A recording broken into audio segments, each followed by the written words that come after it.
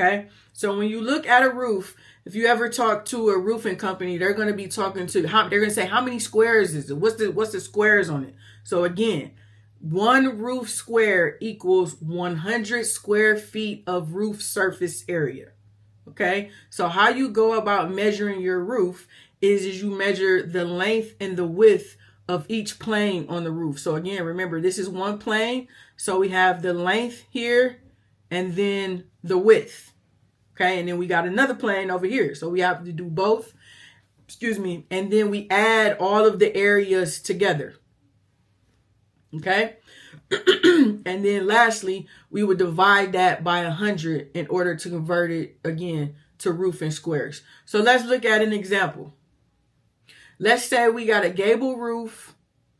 We got two rectangular planes. Each plane measures 40 feet long by 30 feet wide. How many squares do we have?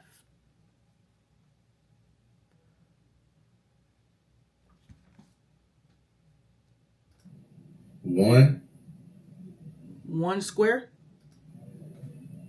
Oh, you have like 2.4. You broke up. What'd you say? Would it be like 2.4? Because both of them would be at 2,400. 2.4. Did you divide by 100? It says 240. Still need to move your decimal point. All right, look it. So we've got, this is our roof. We've got 40 feet of length times 30 feet of width. That gets us what? What's 40 times 30? 1,200. 1,200. We got two of those, right? This is one plane here, one plane there. So 1,200 times 2, that's 2,400 square feet. Okay. Now we wanted to convert it to squares, so we divide our 2,400 by 100. So 2,400 divided by 100 equals how many squares? 24.